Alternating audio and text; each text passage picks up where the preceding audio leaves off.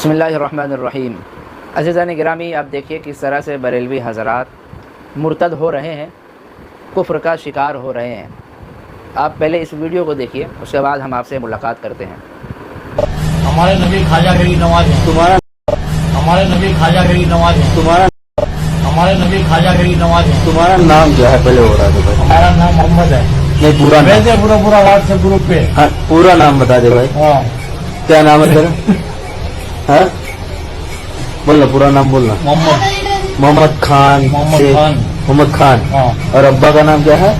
محمد اکبر، محمد اکبر، ہاں۔ اور تمہارے نبی کا نام کیا ہے؟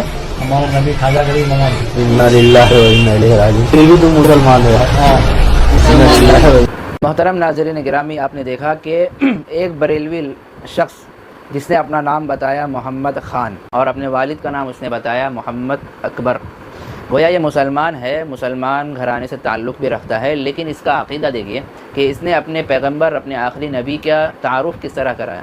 جب اس سے پوچھا گیا کہ آپ کے آخری نبی کون ہے، تو اس نے کہا کہ ہمارے آخری نبی خواجہ غریب نواز ہے۔ نعوذ باللہ من ذالک۔ یہ کس قدر گمراہی ہے اور کس طرح کافرانہ مشرکانہ عقیدہ ہے۔ یہ عقیدہ ان کا کون بنا رہا ہے، اس کے پیچھے کس کا ہاتھ ہے، اس کے پیچھے کس کی محنت ہے۔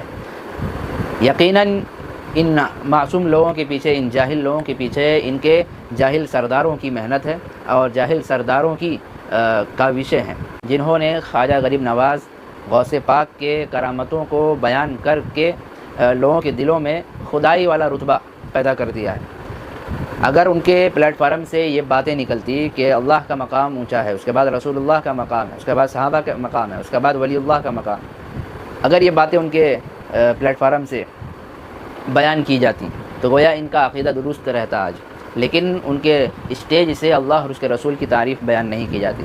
صرف خواجہ معین الدین چشتی رحمۃ اللہ علیہ، عبد القادر جیلانی رحمۃ اللہ علیہ، انہی کی بزرگی، انہی کی کرامتوں کے اوپر وہ لوگ باتیں کرتے ہیں اور انہی شخصیات کی عظمتیں اپنے لوگوں کے دلوں میں بیٹھاتے ہیں، اور اتنا انہوں نے بیٹھا دیا ہے، اس کا نتیجہ یہ نکلا کہ وہ غوث پاک کو اللہ تعالیٰ مانتے ہیں، غوث پاک کو انہوں نے خدا تسلیم کیا ہوا ہے، اور خواجہ غریب نواز کو آج نبی بھی انہوں نے مان لیا ہے۔ العیاذ باللہ، اللہ تعالیٰ ہم سب کی حفاظت فرمائے۔ تو یہ مشرکانہ عقیدہ کون پیدا کر رہا ہے؟ گویا جس نے ختم نبوت کا انکار کر دیا وہ اسلام سے اور دائرہ اسلام سے خارج ہو گیا۔ متفقہ فیصلہ اور فتویٰ یہی ہے کہ وہ شخص دائرہ اسلام سے خارج ہو گیا جس نے آپ علیہ الصلاۃ والسلام کی نبوت کا، خاتمیت کا انکار کر دیا۔ آپ علیہ السلام نے فرمایا انا خاتم النبیین لا نبی بعدی، کہ میں نبوت کا دروازہ بند کرنے والا ہوں، میرے بعد کوئی نبی آ نہیں سکتا، یعنی نئی شریعت لے کر نہیں آ سکتا، نیا دین لے کر نہیں آ سکتا۔ ویسے تو حضرت عیسیٰ علیہ الصلاۃ والسلام آئیں گے، لیکن حضرت محمد صلی اللہ علیہ وسلم کی شریعت کے مطابق وہ عمل کریں گے، انہی کی شریعت کو وہ فالو کریں گے، لیکن کوئی نیا نبی آ نہیں سکتا۔ یہ ہمارا عقیدہ ہے، ختم نبوت اس کی حفاظت ہونی چاہیے، لیکن یہ رضا خانیوں نے، ان بریلوی حضرات نے اپنے آپ کو اور اپنے لوگوں کو ایسا منجن بیچا ہے، ایسا ان کو بدعت کے اوپر انہوں نے اتار دیا، ایسا شرک کے اوپر اتار دیا۔ اللہ کی ذات کا انہوں نے انکار کیا کہ اللہ قادر مطلق نہیں ہے اور مکمل قدرت اللہ کو حاصل نہیں ہے۔ نعوذ باللہ، ایسا عقیدہ ان لوگوں کا ہے۔ جب ہی یہ لوگ غوث پاک کے دروازے پہ جاتے ہیں تبھی تو یہ لوگ غوث پاک سے مدد مانگتے ہیں، کیونکہ ان کو پتہ ہے کہ اللہ تبارک و تعالیٰ دے نہیں سکتے، اس لیے ہم غوث پاک کے پاس جاتے ہیں، خواجہ غریب نواز کے پاس جاتے ہیں، غریبوں کو نوازنے والا وہی ہے۔ خواجہ معین الدین چشتی کے دربار پہ جاتے ہیں، ولی اللہ کے دربار پہ جا کر یہ لوگ اپنی حاجتیں مکمل کرتے ہیں۔ ان کو نہیں پتہ کہ ان کی حاجتیں پھر بھی اللہ تبارک و تعالیٰ ہی پورا کر رہا ہے۔ یہ سارا کافر اور کافروں کی ضروریات اللہ تعالیٰ پورا کر رہے ہیں، اللہ تعالیٰ ان کی دعائیں بھی کہیں نہ کہیں قبول کر رہا ہے، وہ جو چاہتے ہیں اللہ تبارک و تعالیٰ ان کو عطا کر رہے ہیں، لیکن اخروی زندگی میں، اخروی دنیا میں ان کا کوئی مقام نہیں ہے، اخروی زندگی میں ان کو کچھ بھی نہیں ملنے والا۔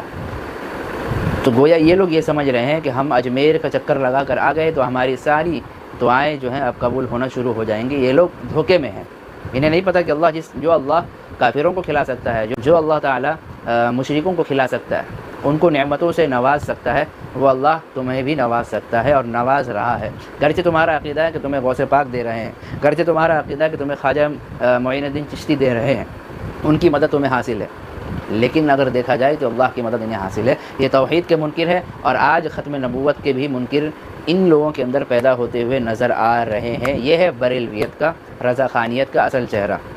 اگر آپ کو پکا مومن بننا ہے تو آپ کو بریلویت چھوڑنا ہوگا، رضا خانیت چھوڑنا ہوگا، یہ چشمہ اور یہ بھوت اپنے دماغ سے اور اپنے چہرے سے اتارنا ہوگا، تبھی آپ پکے مومن کہلائیں گے، ورنہ مشرکوں کو اللہ تعالیٰ کبھی جنت میں داخل نہیں کریں گے۔